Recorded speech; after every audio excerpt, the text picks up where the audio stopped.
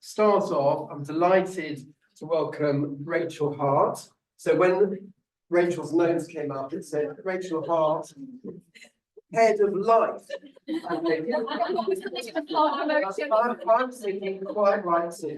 Quite right, Sue. It's absolutely a good friend.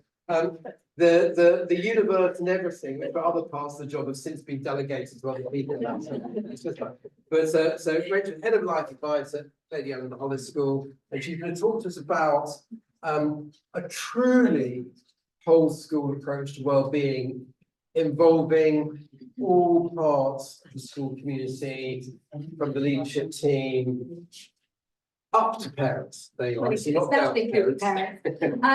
Good afternoon. I do feel rather humbled to be standing here having a slot on my own. When there's so much good practice going on in all schools and all the subjects that you all work in, I don't seek to have the perfect model here. We all operate within our own contexts. And all I can do is give you a snapshot of what I've done at LEH, at Lady Eleanor Holles School. So for those of you who don't know it,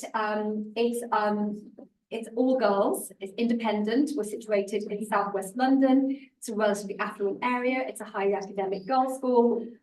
But the head, when I joined, which was 5 years ago, was incredibly supportive of well-being. So we talk about context. I was very fortunate to come in at a time when I had that support behind me. I have a very generous budget for speakers. I know that I'm in a privileged position to be able to talk about the things that I have brought in and been able to put into place. And had I been in a different context, that might not have been possible. So I started in 2019, do the maths, 2 terms in, we went into lockdown and we came out into a very different world from the one that I started in. And Head of Life Advice sounds like a brand title. The students chose that, actually. We did give them a survey. I'm going to speak today about pupil voice, about student voice, which again is something I'm going to be saying a lot of things that you've already heard today. None of this is reinventing the wheel. But I'm trained as senior mental health lead. I am notionally in charge of wellbeing as well. Everything seems to come under this remit. And you know, we've all seen the impact of the pandemic on children and young people. That's the reason that we're here, isn't it? And we are all aware that the schools that we work in, or the establishments that we work in, have all become therapeutic places, and that the role of the teacher as a therapist is one that we're all used to now.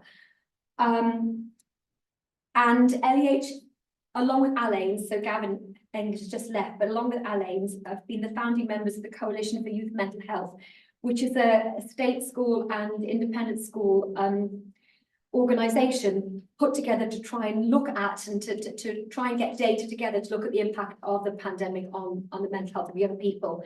And it's about to enter its 3rd phase. So this is the 3rd year of it.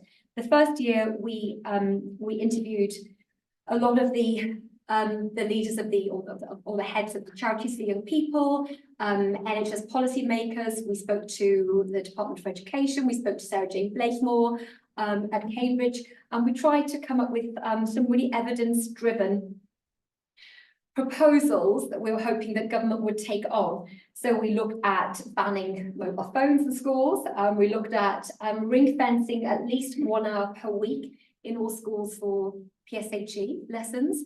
We looked at initial teacher training routes into PSHE, so qualifying as a PSHE specialist.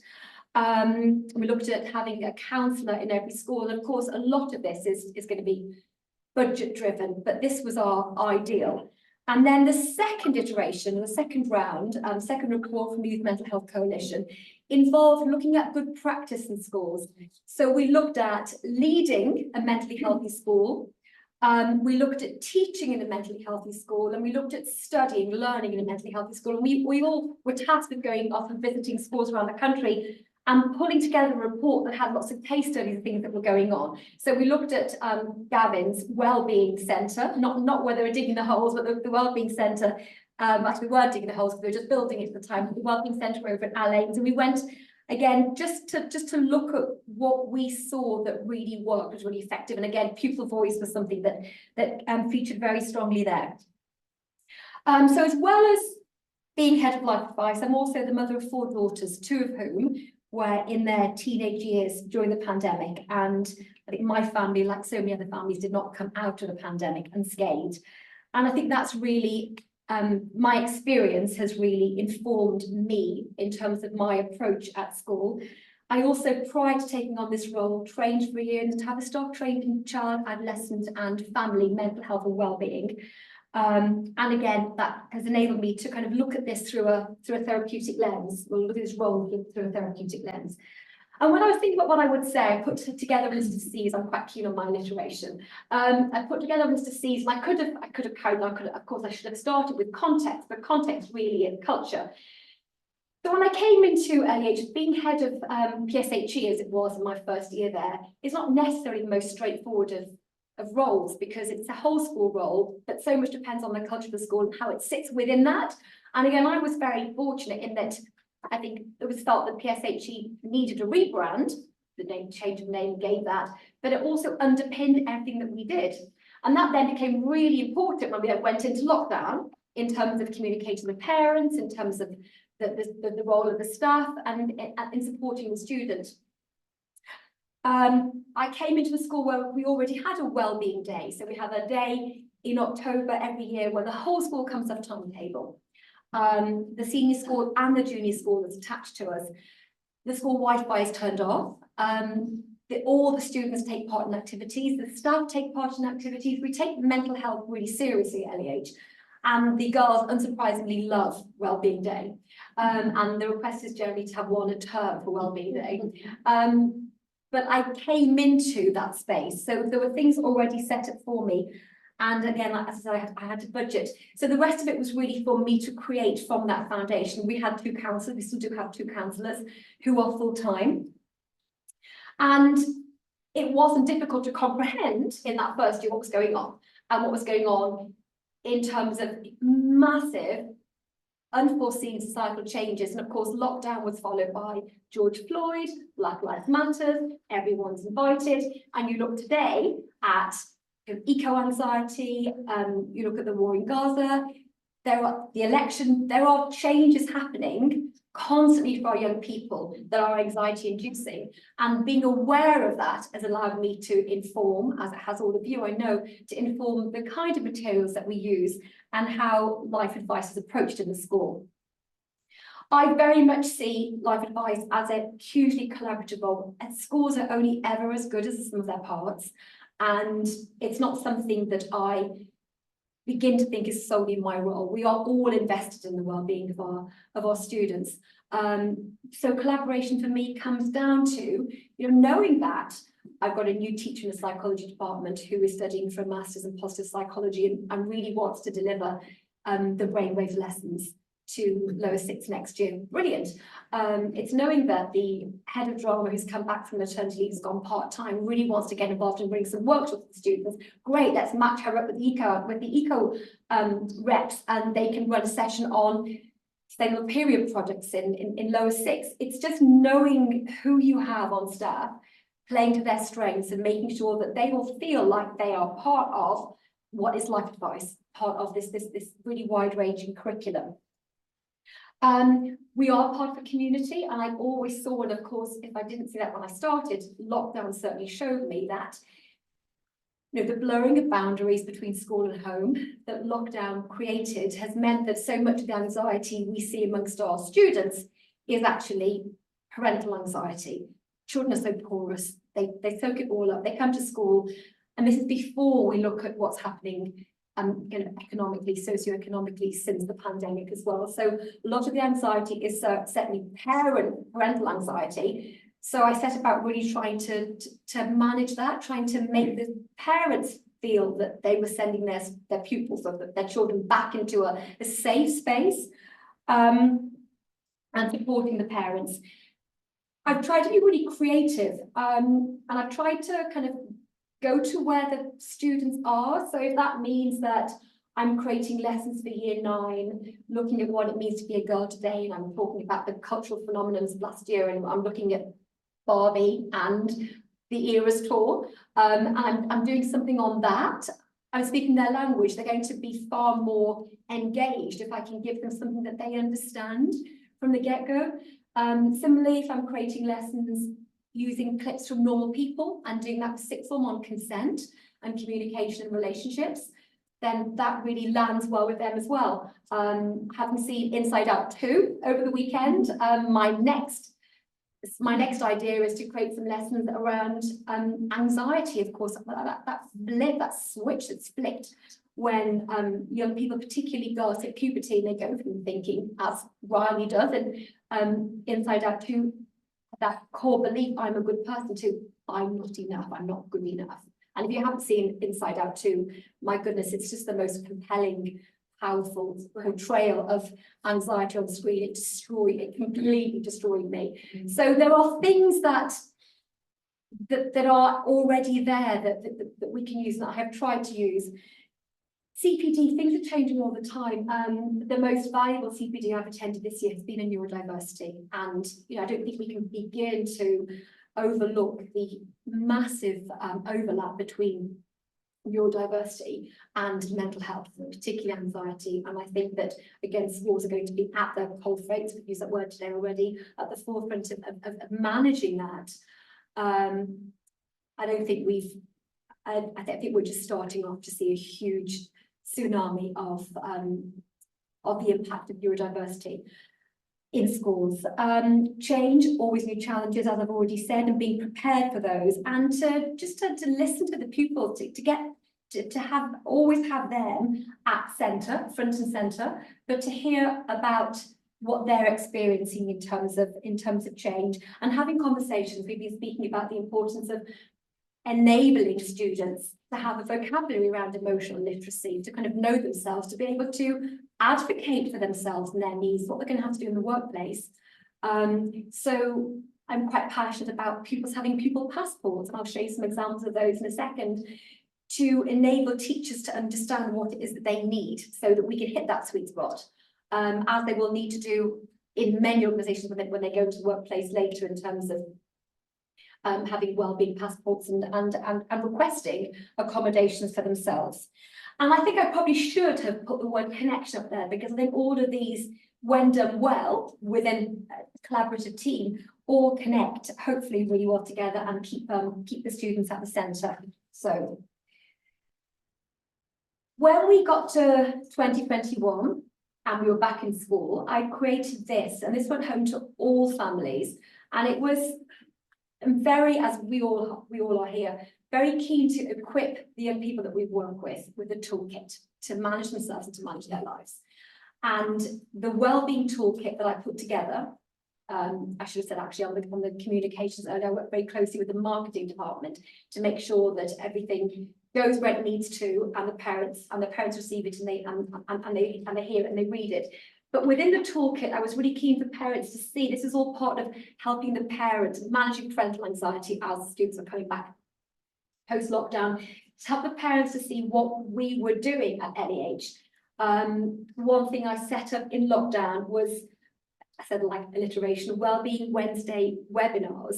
So they were a series of talks. Of course, one thing that did come out of lockdown was everything going online meant that it was much easier to access speakers. Everybody was available. Nobody was going anywhere. So every fortnight, I hosted a webinar for parents, and we went through a variety of different topics and issues, from sleep to nutrition and well-being, to eating disorders, to self-harm. They were fortnightly. They then went half-termly. They're now termly. Has been one on supporting neurodivergent families. And those Wellbeing Wednesday talks were not just for LEH parents, they were for parents at Hampton, the boys' school next door, for the junior school, the prep school at Hampton, all the schools in the local area. So really seeing wellbeing as a community-wide issue, a community-wide kind of investment. Life Advice, I had changed PSHE at that point, and Life Advice, and that's the logo that we used. The Wellbeing Hub isn't actually the Wellbeing Hub that schools can buy into, which is formerly known as Teen Tips. The Wellbeing Hub was a space that we created in school that students could book into with pods and cushions, and just a really quiet area where the counsellors work off. They have rooms of that. And the Life Skills were what we were trying to really work on, particularly with our sixth form who were coming out of school without qualifications, and what we're going to equip them with. And what we did that particular year was we used, we got somebody in to run an insights workshop with them. So insights, the colour wheel, where they learn whether, it's not a bit like Myers-Briggs, but really for teamwork, for the workplace. They all came out with really a kind of pupil passport, which would then take them on through university into the workplace. Who am I? How do I work best with others? What are my skills? How do I look on a good day? How do I look under pressure? And it just equipped them with something that I think that they could then take beyond school. If it wasn't a certificate, it was something just as valuable. And part of the Wellbeing Toolkit, again, had our messaging for parents. And again, I was really pleased that I was working in a school where wellbeing could be front and centre and did underpin everything that we did. And we were trying to, again, reassure parents constantly through this. And the head was incredibly supportive of all of these initiatives. And this is something else that went home in the Wellbeing Toolkit, which was just, again, to really kind of promote and encourage parents to attend the Wellbeing Wednesday lectures. But it was just to show an offering of all that we did. And once we'd ensured that the parents felt safe, set around making sure that the girls, the pupils themselves felt safe, and we set up, again, the Wellbeing Room, which you can see photographs of there. And I made sure that mindfulness was embedded into the PSHE, the Life Advice curriculum. It's made of various strands at LEH. One of those strands is mindfulness. Again, teaching students the techniques that they can take with them to manage their own emotions and their own well-being beyond school. One of the strands I've incorporated now is that all of our year sevens learn the tools really for compassionate focused therapy, because CFT has been shown to be far more effective than CBT. So they've learned safe place imagery. We've really worked with them on them managing their own emotions. On Thursday, I'm running a workshop with some year 10s, and I'm going to teach them EFT, the tapping. It's been approved by NICE for use in schools. It's enormously effective with managing anxiety really quickly in the body. So I'm going to be working with a particularly fragile year 10 that we have, the result of lockdown, on that with them this week. And alongside that, of course, we run sessions on executive functioning skills to help them manage the day-to-day. And all of that is built into the curriculum.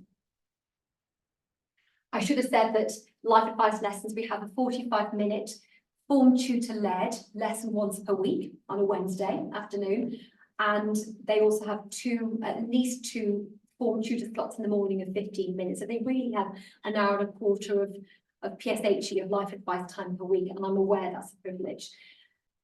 One thing that came out of the class of 2021, we've spoken about pupil voice.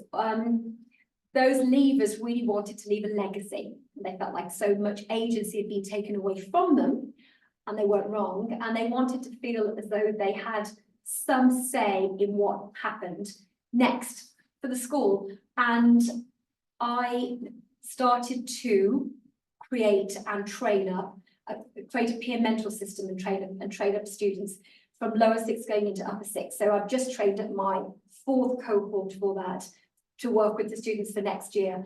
I initially used Richmond Borough Mind, who came in and trained my students for free. I now use the combination of the Mind resources, and I see you've got a mentoring lesson as well in your 6th form brainwaves lessons. But I use the Anna Freud training as well. So we're one of the Anna Freud, got the name of it, I've written it down. Schools in Mind, or part of the Anna Freud Schools in Mind network. So I use their resources and I train up the peer mentors, and the peer mentors are available at lunchtimes. The students can book in to see them, or they can drop in to see them.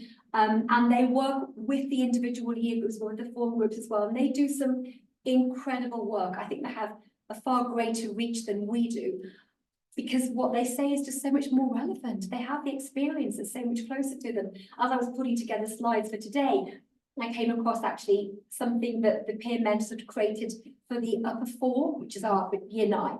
And it was 14 things about being 14. And it was just brilliant. You know, and the students respond so well to that. I had a peer mentor who spoke to all of our year 10s. I've got, as I say, quite a fragile year 10. You could have heard a pin drop. She spoke to all our year 10s and our year 11s the week before she went off on her exams about being a young carer, about being a glass child. I mean, I just see Life Advice as being a platform through which so many colleagues and so many students can have a voice.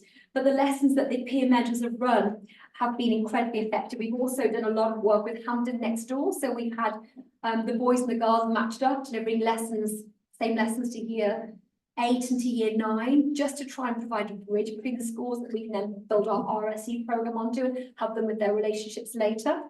And that's been very effective too. I had a deputation of sixth form students come to see me yesterday. They've already emailed me today saying, when can we meet again? But they want to set up a whole sequence of lessons looking at the link between physical health and mental health. So I'm going to work with them to create some lessons that they will then deliver themselves throughout the school next year. So it's keeping that door open for conversation and for collaboration. It's really important. And that's the badge. The peer mentors all wear badges, so they can be recognised. When the students come in year 7, the first lesson they have in Life Advice is all about managing their emotions around transition. Again, it's not, none of this is new, but all the form rooms have an anxiety thermometer in them so that the students get used to talking in the mornings about how they feel, and they begin to understand that our feelings are on a sliding scale and that's normal. I just try to normalise the everyday for them as much as possible within the curriculum. And we check in with them regularly. So they will do quite regular questionnaires on how they're feeling, and we'll just be reminding them of the things that they can do to help themselves, to try and make this process as student-led as possible. And then because, at the end of the day, unfortunately, exam results do matter in schools like mine, what I've tried to really do is bring this. We've got a new head at school now and trying to bring wellbeing into the classroom in an academic context. So how do we do that? Well, we do that through pupil passports, which I've already mentioned. And we give the students kind of starter sentences, and we ask them to complete them. And they don't all use the "I wish my teachers knew," but actually both of these are examples. Both of these examples do. These are genuine real life examples. And I think this covers so much, because it covers not only the need for adjustments within classrooms and differentiation, but also just the understanding of what goes on behind what we see for a student in school. And this is being brought in as a whole school policy. I actually find this incredibly moving when I read this, just that level of kind of vulnerability and honesty. And it really helps the teacher's role of therapist. It really helps the teacher to meet that child's emotional well-being needs alongside teaching their subject. And I think this is really effective, and I'm really pleased that this is being rolled out. So that's my snapshot of the whole school approach, what we do at LEH. As I say, I'm not reinventing any wheels here, but I hope that some of these techniques and some of these little methods, if you haven't used them, you might want to please steal them. Right, thank you very much. Thank you. Take a seat, Rachel. We go. Yeah, no, few minutes for questions. But so do please be thinking about that. Yeah. Hi. Hi, can I ask? That was really, really interesting. Thank you. The pupil passport, I'm especially interested in. How does that actually get used in the classrooms? How does that get communicated with teachers, and how is it actively used? Teachers send this out to students in their class who complete it on a Microsoft form, and it gets sent back to them. So the teachers will have access to it in their markbook. Okay. And so it's a different pupil passport for every teacher. Child. Oh, for every child and every teacher? So I would Yeah. have this for all the students that I teach in Spanish, because I'm also a Spanish teacher. I see. Yeah. Okay, so the child doesn't have one unique one that goes to all of the teachers. Well, they might. They might. There might be things that are subject specific for that teacher, but yes, yeah. Is it, funny enough, there's an online resource called the Manual of Me, which is quite similar to this, which gives you some online forms, which I've used in a workplace context. So again, similar to before, have you looked at any of this with your colleagues? Have you asked your colleagues to do a personal passport? Because actually that is also very interesting, because from the children's point of view also is a recognition that teachers are human as well. You give me an idea of what's about twilight training. There you are, there you are. Thank you. That's great. Abby. My question is, so I remember with teaching, like, you often get given a lot of information about students. You get, you know, especially when you've got a class that have like high additional needs, and it sometimes, so when I was teaching music, so I saw every student in school. Yeah. That's a lot of young people to remember names for, let alone a lot of additional information. I'm not thinking very often either. Yes. And so I'm just thinking about how it's used best for teachers like that, who maybe would struggle to take on board that much information for us. So for department and peripatetic teachers, you would have one that's disseminated throughout the teachers, who kind of, rather than a classroom teacher is going to build a relationship with the class over the period of a year and see them 3 times a week. It's a very different proposition to somebody who's coming in and seeing a student once a fortnight, for example. And in that case, I think one kind of central document that can be shared out with all the teachers that come into contact with that form or that student would be most helpful. We do this for all our students on the SEN register, and we link with class charts. So I have a seating plan, and if they have a flag, I click on it and I get that for every student. So if I'm a cover teacher and I walk into a room and the kid is sitting with their hoodie on, and I don't know if I should ask them to take it off, I can click into their That's a passport. really good. So all that information is, and I don't have to remember the multitude of kids, but Yeah. with the class in front of me, I can see it. That's very good. With your peer mentoring, give us an idea of what proportion of a year group volunteered for that, and how you deal with that sort of, it's a lot of mentors to manage, isn't it? So the current lower 6, so year 12, has 120 in it, and I have 25 peer mentors. Right, okay. Which that number's increased obviously over the past 4 years. So I've been able to match, and they volunteered which year we want to be matched with. So they will be the kind of the team for year 7, 8, 9, 10, etc. And I trained them over 4 different weeks. I run a supervision once a week for them, alongside the pastoral deputy head, if anybody wants to drop in. They are delivering a session with a company called Soul Hub, who are coming in on Thursday to work with our year 10s, and that's also being led by the peer mentors. So they're very active. They're also going down to the junior school tomorrow to do a session on boundaries. So they're very active in terms of the delivery of content. They're doing sort of a mixture of that sort of talking and listening activity that you were talking about in that lesson. On the one hand, but on the other hand, they're actually doing some teaching activity. So those are 2 different sets of skills. So they do the big system listening role. Yeah. But also the being in front of a group, in front of a class role as well. Any other questions for Rachel? Okay, Rachel, thank you so much. Really interesting.